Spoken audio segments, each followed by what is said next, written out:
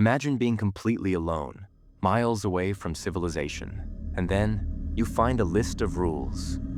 Rules that warn you about things, that can mimic the voices of your dead loved ones.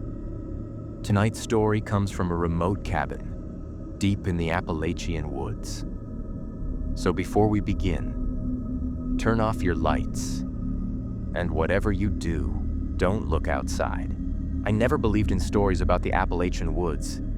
To me, it was just cheap land, quiet, isolated, exactly what I needed. I rented an off-grid cabin in Blackwood Ridge.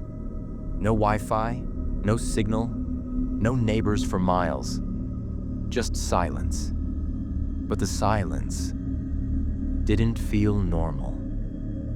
It felt heavy, like something was already there. When I stepped inside, I noticed something on the door. A yellowed piece of paper, pinned with a rusted hunting knife. The title read, "Rules for Your Stay."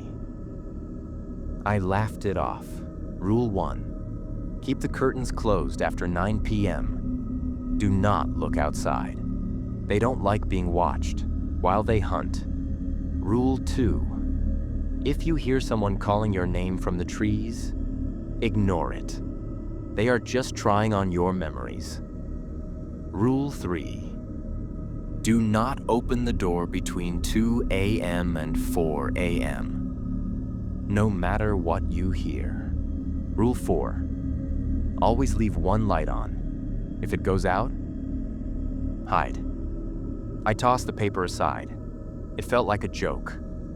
Until 10:30 p.m. I realized I forgot to close the curtains, so I walked to the window, and that's when I saw it, standing at the edge of the trees.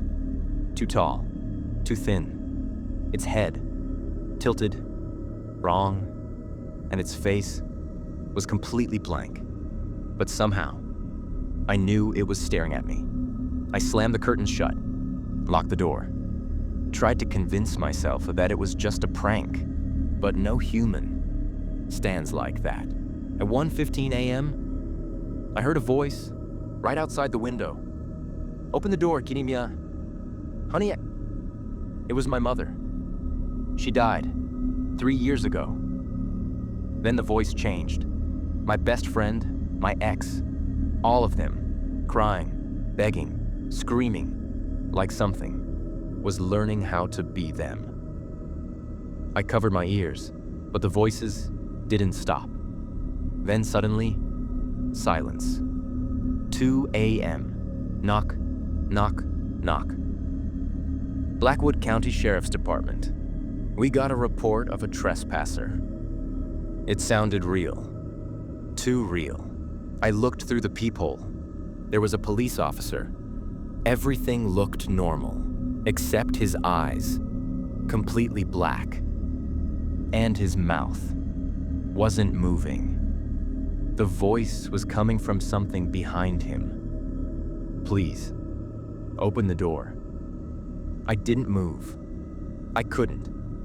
At 4:01 a.m., he turned and walked back into the woods. Wrong, jerky, like something, wearing a human body. It's 6 a.m. now. The fog outside is too thick to see anything. My car is parked down the hill, and I just found another note, slipped under the door, written in my own handwriting. Rule 5, they learn from their mistakes. They're waiting by the car. I couldn't stay there. I opened the door. The fog was so thick, I could barely see anything. As I walked toward my car, I started hearing whispers. But this time, it was my own voice. "Don't go. They will see you." I ignored it. Finally, I reached the car. I checked my pocket. No keys. I looked inside. Someone was sitting in the driver's seat. It slowly turned. It was me. No eyes.